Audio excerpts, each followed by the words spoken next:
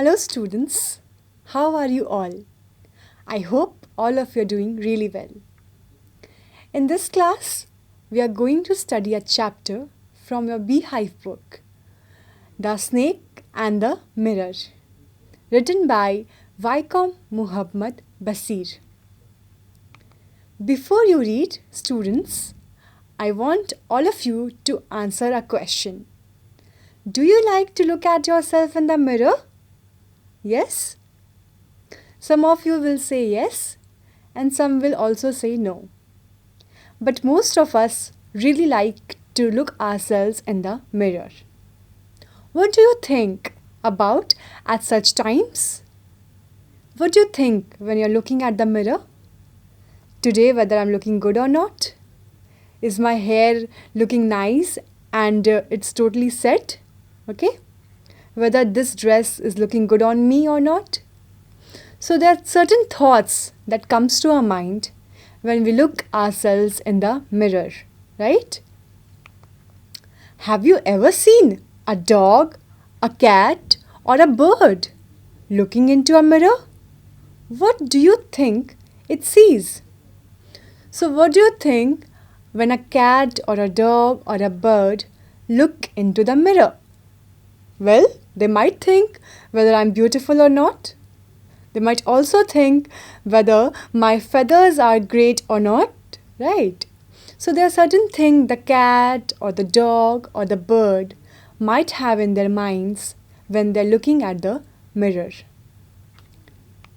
Now, read this humorous story about a doctor, a snake, and a mirror. So this story is really a funny one, interesting one, which revolves around three important characters, which is number one, a doctor, a snake, and a mirror. Now let's begin this class. Has a snake ever coiled itself round any part of your body? A full-blooded cobra? All of us fell silent. The question came from the homeopath. So the homeopath doctor is asking the question, has a snake ever coiled itself around any part of your body? And not just any snake, students. It's a full-blooded cobra. Now this is really scary question, right? And this is the question which is asked by the doctor of homeopath. And as you can see, I have mentioned the meaning of the word coiled, which means to move or twist into the shape of a coil. As you can see in the picture also, how the snake is sitting in a coiled position. That is, right, that is the position of coiled. Okay, let's continue. The topic came up when we were discussing snakes. We listened attentively as the doctor continued with his tale. So generally what happens when we're discussing about certain thing, a new topic pops up. We start to discuss about different things, right? So here the topic of discussion was snakes. And that's when the question has come. And all of these people, they are listening very attentively to the doctor as the doctor is continuing his tale or he's telling the story. It was a hot summer night, about 10 o'clock. I had my meal and at the restaurant and returned to my room. I heard a noise from above as I opened the door. The sound was a familiar one. Now the doctor is telling the story, narrating the story, that it was a really hot summer night. And what time was it? It was 10 o'clock. He had taken his meal at the restaurant and he returned to his room. And when he returned to his room, he heard a noise which was coming from his room. And that sound was a familiar sound. Familiar means something which you have listened to before. Okay, it was not a new sound, it was a known sound. It was a familiar sound. Okay.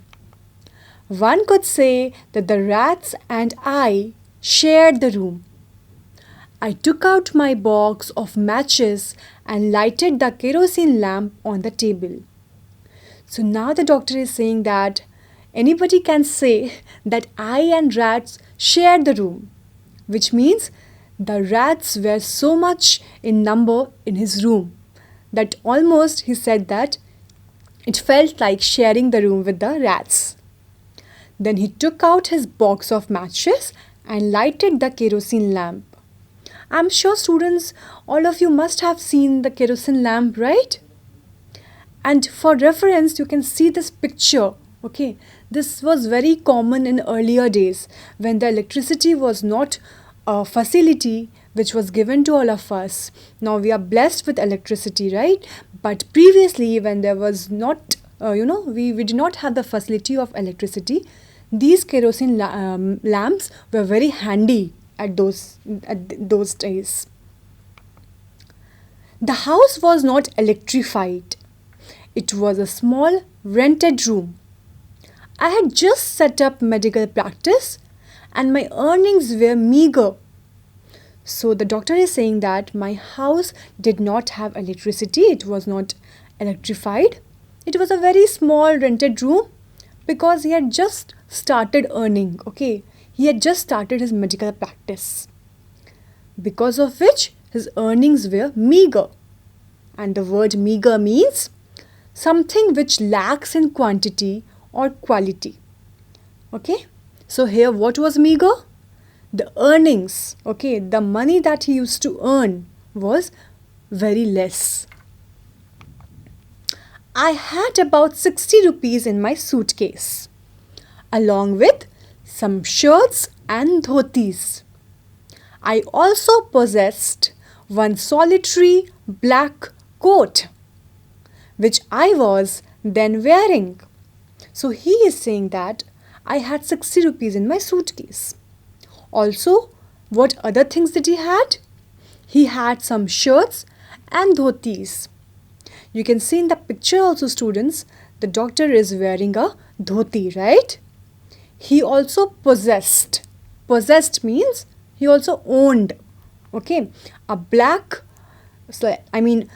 coat which was solitary. Solitary means a single black coat he owned.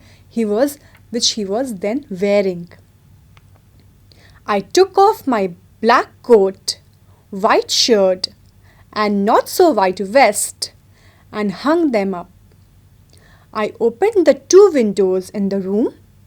It was an outer room with one wall facing the open yard. Right? And this picture is a good reference to what is written here. As you can see, there is a black coat, there is a white shirt, and also not so white vest is hung, right? He opened it and he hung them. And he has also opened two windows in the room, and he had the room had only one wall facing the open yard. And you can see the picture here is quite dark, right? Like I mentioned before, the room did not have the electricity. It was dark and he was surviving on that kerosene lamp.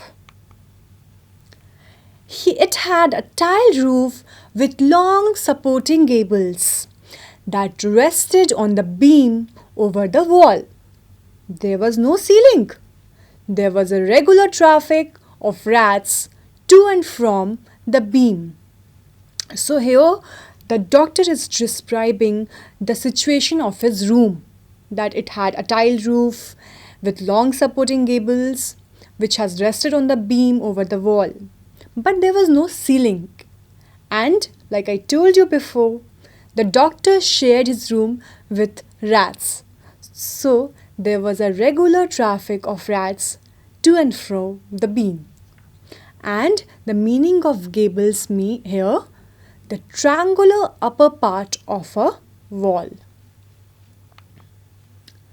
I made my bed and pulled it close to the wall. I lay down, but I could not sleep. I got up and went out to the veranda for a little air. But the wind god seemed to have taken time off.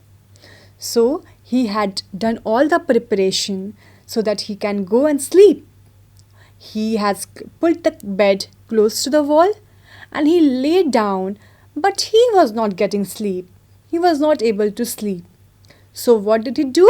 He got up and he went out to the veranda to get some little air, right? To get some fresh air. But there was no air. And the doctor thought that the wind god has taken leave, has taken time off. So there is no air. I went back into the room and sat down on the chair. I opened the box beneath the table and took out a book, the Materia Medica. So he came back because there was no air in the veranda. So he came back into the room and he sat down on the chair. Then he opened the box which was beneath the table. And from the box, he took out a book. And what was the name of the book that he took out? Yes, very good. Materia Medica. Let's continue. I opened it at the table on which stood the lamp and a large mirror. A small comb lay beside the mirror. One feels tempted to look into a mirror when it is near one. He took out the book, the doctor took out the book and he placed it on the table where also the lamp and a large mirror and the small comb was there. Then he is saying that I feel tempted to look into the mirror because it was near, right? And tempted means to have an urge or inclination to do something, right? So here he was tempted to look into the mirror. I took a look. In those days, I was a great admirer of beauty. And I believed in making myself look handsome. I was unmarried and I was a doctor. So as soon as he was tempted to take a look in the mirror, he said that I was a great admirer of beauty, right? And he believed in making himself look really handsome, right? Many of us also want to, we are admirer of beauty. We also want to look good. We also want to look beautiful. Or boys would like to look handsome. And the doctor was unmarried and he was of course, we know, a doctor. I felt I had to make my presence felt. I picked up the comb and ran it through my hair and adjusted the parting so that it looked straight and neat. Again, I heard that sound from above. So doctor had a very strong feeling that I should make my presence felt. I mean, wherever he goes, people should look at him. People should admire him, right? So he picked up his comb and he ran it through his hair to make the parting look very straight and neat. And then again he heard a sound from above. Remember, I told you that when he entered his house after coming back from restaurant, he heard a sound, a familiar sound. Here again he heard the same sound. I took a close look at my face in the mirror. I made an important decision. I would shave daily and grow a thin moustache to look more handsome. I was, after all, a bachelor and a doctor. So he's saying that when I was looking at myself in the mirror, I had made a very important decision. And what was that decision? That important decision? That he would shave daily and he would also grow a very thin moustache in order to look more handsome. Why not? After all, he was a bachelor, right? He was unmarried. He was a doctor, right? I looked into the mirror and smiled. It was an attractive smile. I made another earth-shaking decision. So, earth-shaking decision means a decision which has a great importance, right? So, he thought that my smile is really attractive, and then he made an important decision. I would always keep that attractive smile on my face to look more handsome. I was, after all, a bachelor and a doctor too on top of it. Again came that noise from above. So here, the doctor is saying that I really have an attractive smile and I should keep that on my face always to look more handsome. So you see how, the doctor really wanted to look handsome.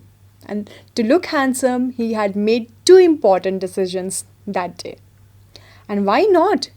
After all, he was a bachelor, right? He was a doctor on top of it. He was thinking all this, and then again came that noise which was coming from above. I got up, paced up and down the room. Then another lovely thought struck me.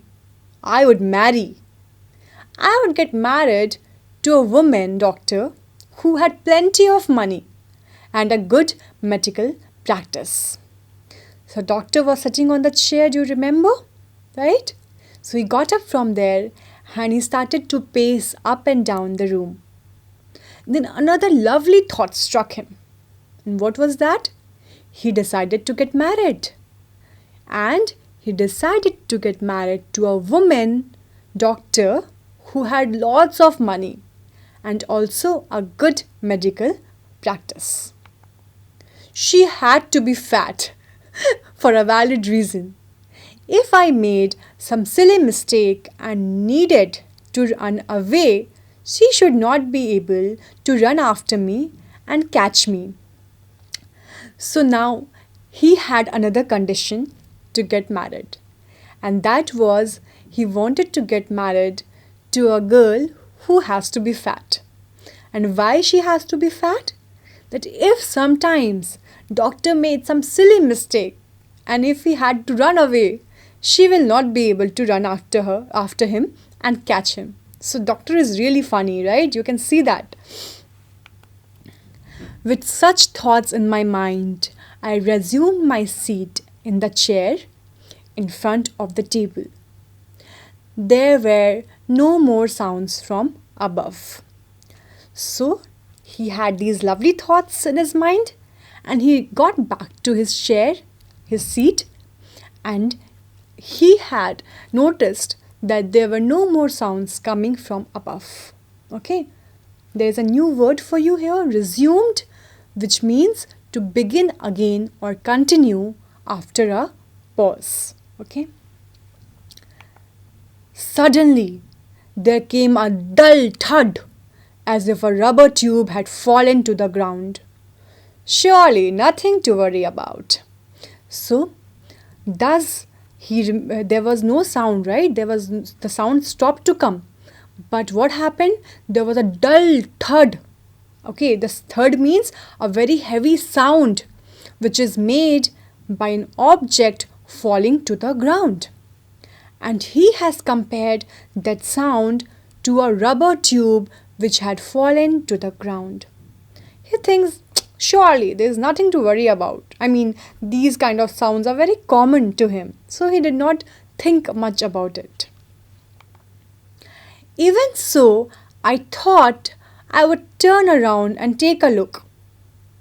No sooner had I turned than a fat snake wriggled over the back of the chair and landed on my shoulder. My God, as you can see in the picture, how the snake has wriggled over his arm, right? He just when he had completed his thought that there is nothing to worry about. Still, there was a thinking in his mind that let me turn and see what that sound was. Okay, he wanted to check what made the sound. So no sooner had he turned, he found there was a fat snake which has wriggled over the back of the chair and landed on his shoulder. Wriggled means, students, to twist and turn with quick movements. Okay? As you can see in this picture, it's really scary that how the snake has wriggled itself over the doctor's shoulder. So I think we should stop here, and the next part of the story we will continue in the next class. Okay. Before ending the class, we will discuss some questions. The first question is, who narrated his encounter with the snake? So I'm just asking you some simple questions just to make sure that you have understood the story well, and you also get to revise whatever we have read till now. Okay. First question is, who narrated the story with the encounter with the snake? Yes, the narrator of the incident was a homeopathic doctor. Very good. Now, next question. Why did the narrator have to light the kerosene lamp on reaching his room? So, you do remember that the doctor came back from having meal at the restaurant, and by the time he came home, he entered his room and he had light the kerosene lamp. So the question is, why did he do so? Okay.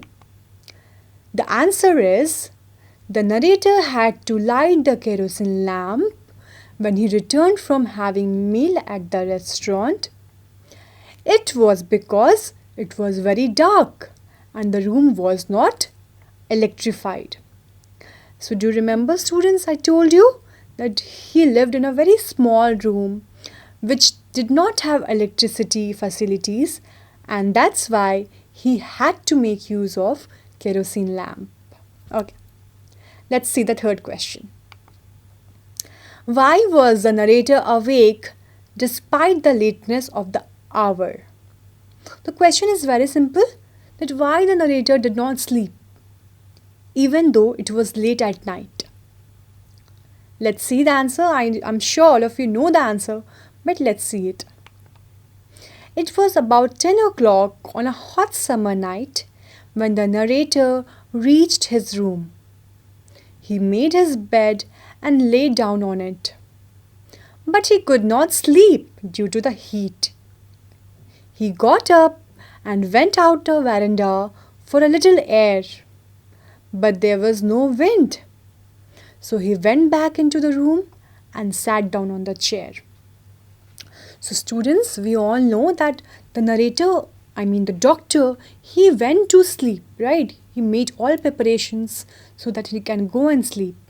But it was so hot in the summer night that he was not getting any sleep. He even went out to the veranda to get some air.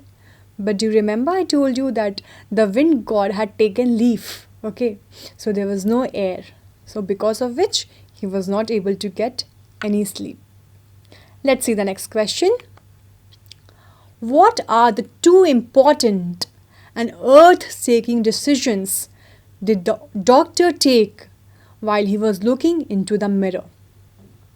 Well, this is really an interesting part of the story where he makes two important decisions. In fact, the earth-shaking decisions that he make, right? All of you remember? The first one was, okay, let's see the answer. The doctor was an eligible bachelor. While he was looking into the mirror, he took two important and earth-shaking decisions. He decided that he would shave daily and grow a thin mustache. And the second decision was that he would always keep an attractive smile on his face. And both of these decisions were taken in order to look handsome, right? He wanted to look more handsome. After all, he was a bachelor, and that too a doctor. So that's why these two important decisions were taken by him. Okay, let's see the last question. This is a very important question. Describe the narrator's room. Okay, so I have told you when I was discussing the story that the narrator's room was very small. It was a rented room. Okay, so let's see the answer. The narrator lived in a small, poorly furnished rented room infested with rats. It was an outer room, its one wall facing the open yard. The room had two windows, and its tiles were supported by gables that rested on the beam over the wall. There was no ceiling. The room was not electrified. Outside the room, there was a veranda. The room was meagerly furnished. Among the few pieces of furniture, there was his bed, a chair, a table with his medical books, usual accessories, and a kerosene lamp and a mirror on it. So these basically sums up the description of his room. Okay, you can just note down the important points here and remember it. Okay, we have discussed some questions, and I hope all of you have understood the chapter till here. Was it an interesting one? I'm sure all of you really liked it, and the next chapter we shall continue reading this chapter. We have also learned some new words, students, right? Like gables, wriggled, meager, bachelor. So these are the few words. I wish and I really hope all of you will go and explore on these words, find their synonyms, find their antonyms, and try to make sentences with them. Okay, I'll see you in the next class. Goodbye and take care.